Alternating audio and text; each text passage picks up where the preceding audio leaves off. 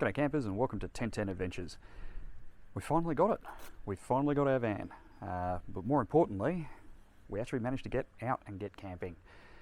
Let's just take a little bit of a look back at what happened over the last 2 weeks and see how we finally got here to lovely Vanilla.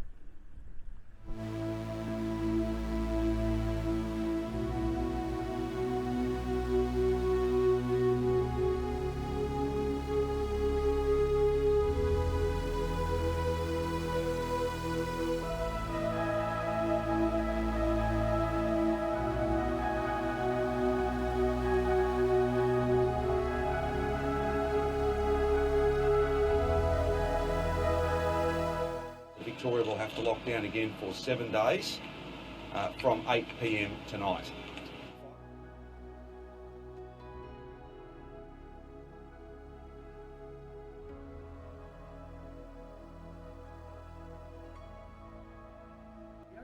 Today is a fantastic day. I'm here with Mark Kerr from MDC Campers.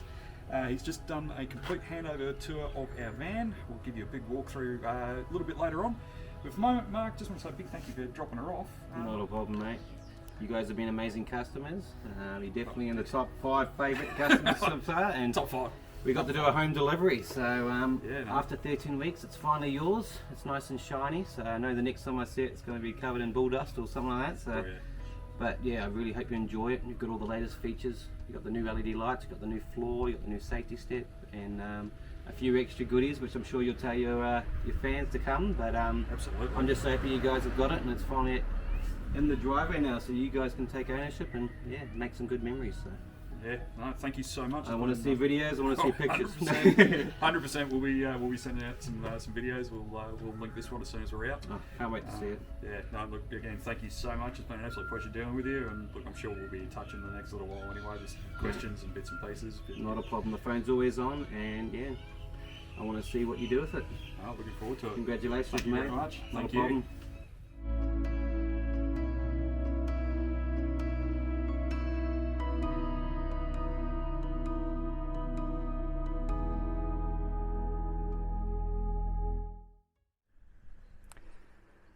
So there you have it.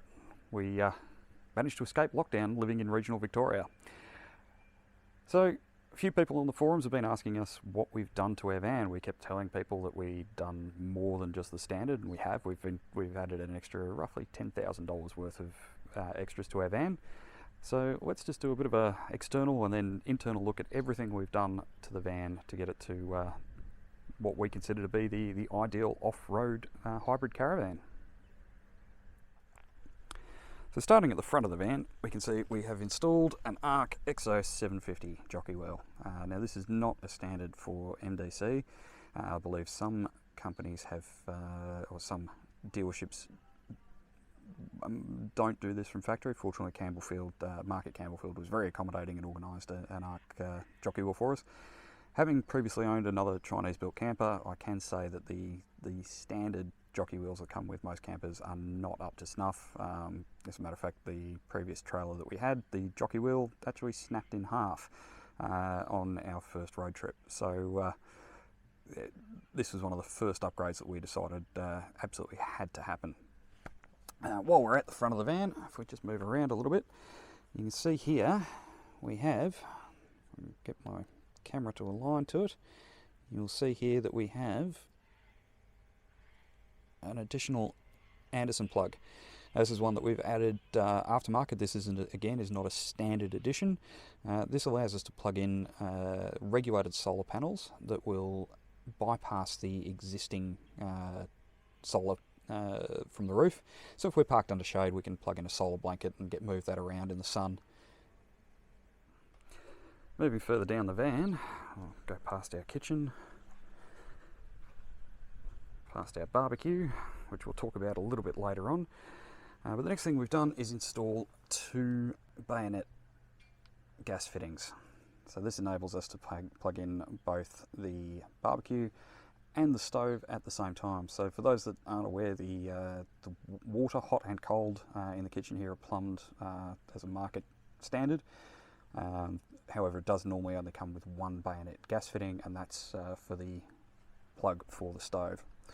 So the silver mesh line here. You can see this one right here. This is our standard mesh line for the stovetop, and this rubberized one is a aftermarket bayonet fitting that we fitted to our Kamek camp stove, which we'll cover off in a later session. Now, externally, I'm pretty sure that is about all we did. Really, most of what we've done is internal. So let's go inside and have a look. Okay, I have just said that that's it for the for the external side of the van, but there is one more change that I didn't mention, and that is that we've converted the grey water tank to freshwater tank. That was done by MDC themselves. We didn't have to muck around with that. I know if you are regular watching YouTube videos, you might have seen Wild Touring and Cam Wild doing a mod to their van, and they modified the grey water themselves. MDC were kind enough to do that for us. So you're going to get a bit of a theme through this video. MDC have been absolutely fantastic, and again, big shout out to Mark, who put up with my thousands of phone calls as we fussed over what we were going to do to this van.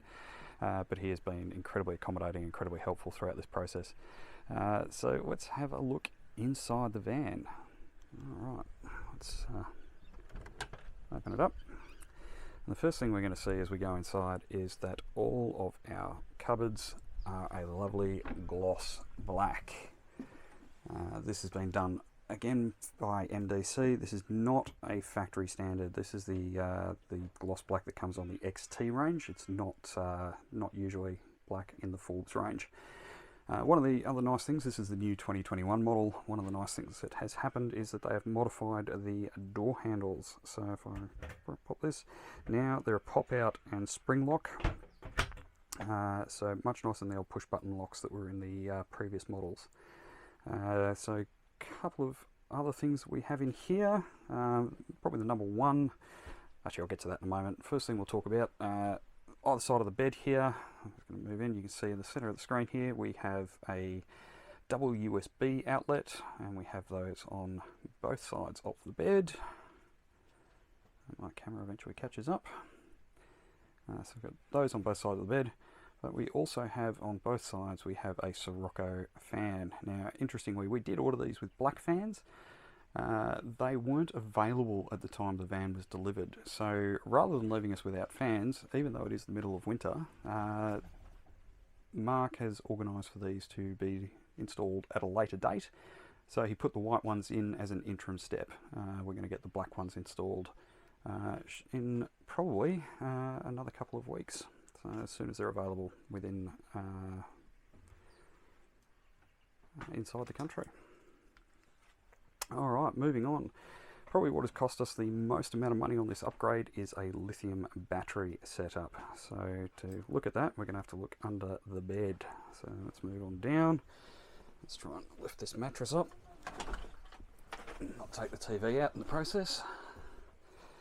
I've got the mattress up. Let's open up our battery box and have a look inside here.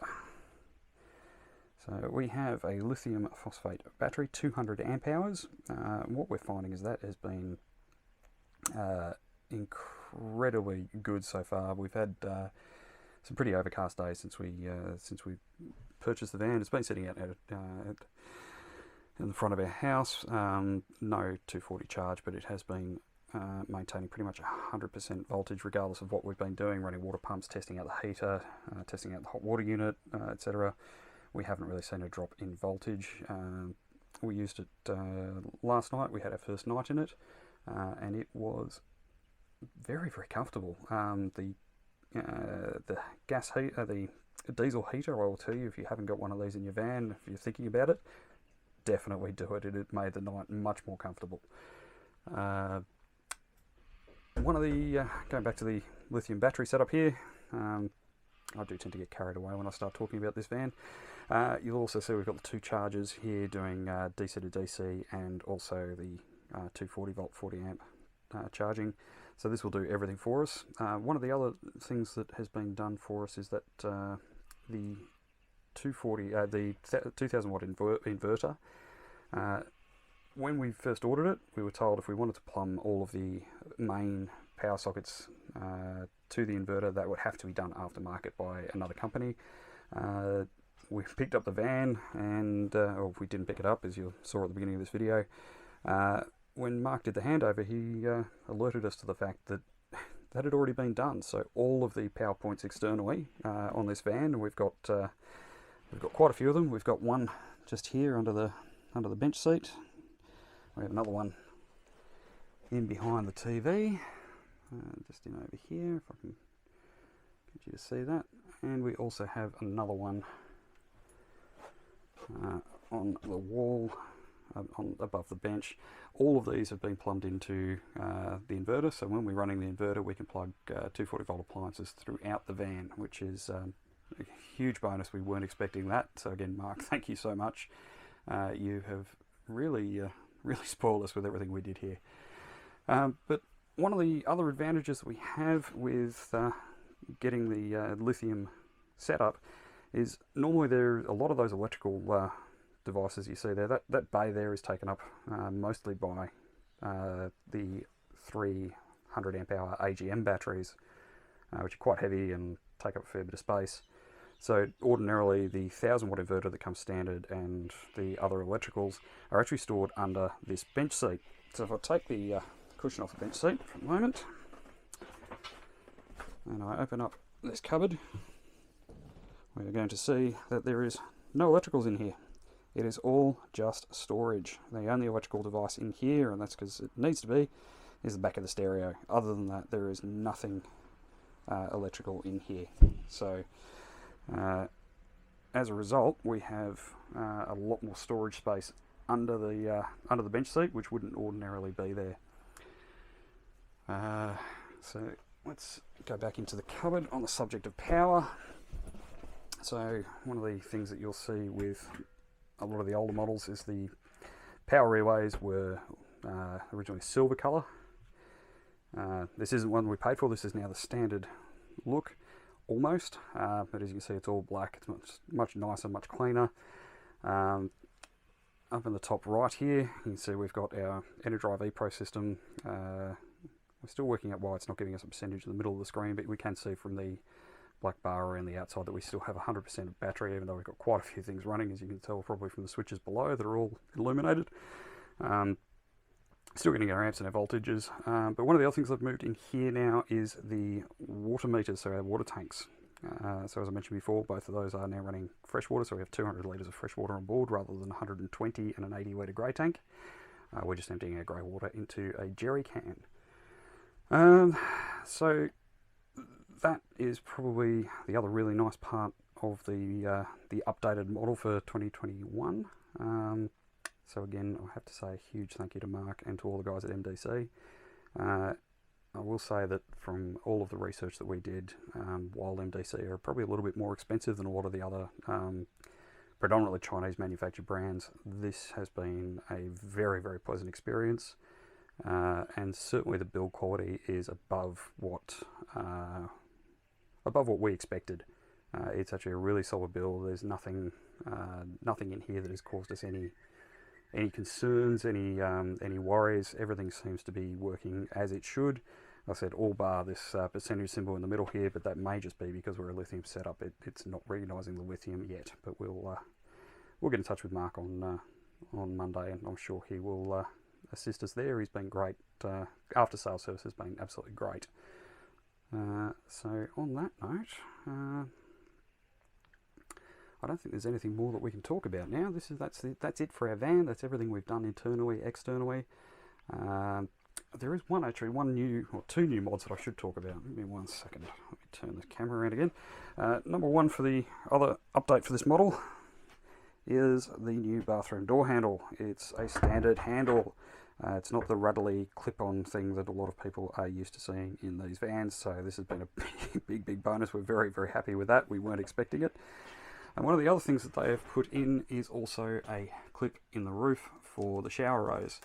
Now, I did get a comment on Facebook, a question, and I really do apologise. I cannot remember the poster's name, so I do apologise. I might even put it on the screen down the bottom as to who asked that question. But they were asking about the hook for the rose. Does the rose just sit there and point at the wall? Now, what we found is that, if I can get that out, what I found is No, it actually sits quite flush up at the roof, so we had no issues at all. It's just a matter of adjusting that hook. So to the person that asked that question, I'm not sure whether yours is adjustable. Ours has definitely got an adjustable hook. So please, let's just give us a quick look up at there. So as you can see, it's quite angled, but it is working quite well for us. So if yours is not like that, maybe talk to your MDC dealer and see whether there's a replacement that you can possibly get from one of the newer models. Alright, and with that note, I think we will call that the end of the episode. So thank you very much for watching. If you like what you saw, hit that like button, subscribe, put the bell on if you want to be reminded or give a notification when we've got another episode upcoming. Other than that, we'll see you in the next one.